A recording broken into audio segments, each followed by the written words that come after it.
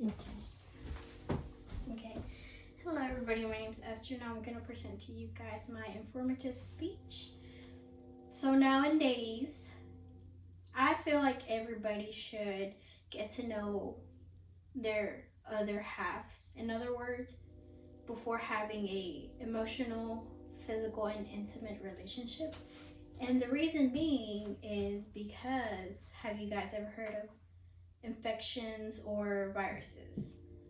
Okay, so nowadays there's a lot of things that fall under the categories of viruses, STDs, STIs, and many of them lead into cancer.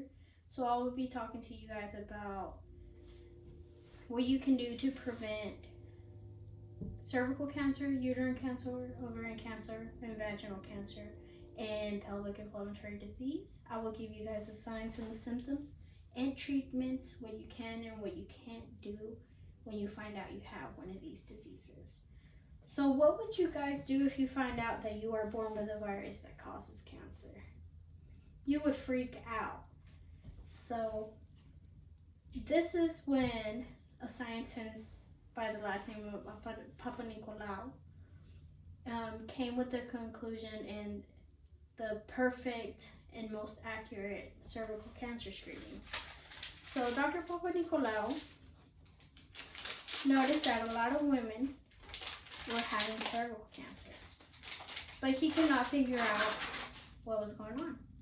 So during that time, that's when the microscope and the growth of germs and other cells began in the early 1900s.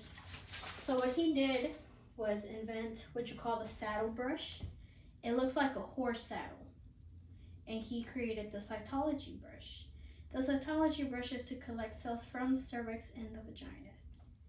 So the purpose of this is to collect cells from the cervix, which is inserted into the cervix and turned 3 times. And then you do the same procedure with the cytology brush, and you put it in formalin. The results take about 4 to 6 weeks, and that's how you find out if you have HPV, abnormal cells, trichomonas, gonorrhea, chlamydia. This can detect a lot of life-threatening infections and viruses. So you ask, how do you know you have the HPV virus? What can I do to prevent it? What can't I do to prevent it?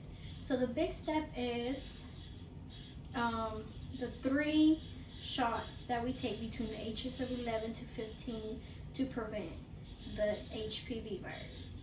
HPV virus leads to genital warts, cervical, uterine, ovarian, and uterine cancer in women and in men. Of course, men don't have a cervix, a uterus, and ovaries, but they do have an organ called a penis.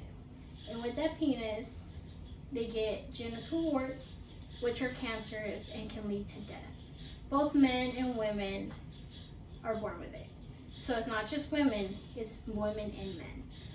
So besides the 3 shots, what else can you do? You can practice safe sex practices like using a barrier such as a woman or male condom. That's another big protection against the HPV virus. So in the future, when you all turn 21, you're gonna get your first pap smear. It doesn't matter if you're sexually active or not. And in that pap smear, you'll find out if you have HPV or not.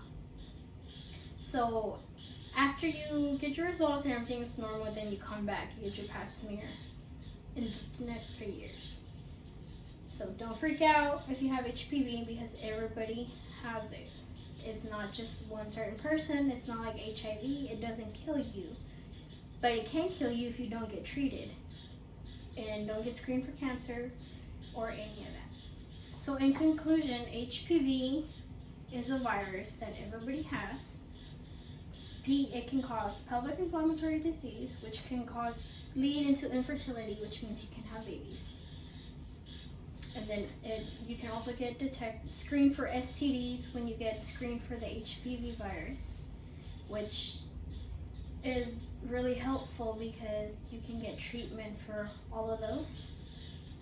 And you know, maybe when you get screened, you can prevent yourself from having a life-threatening disease like cancer or any other STDs, infections, or viruses out there, because HPV is not the only one.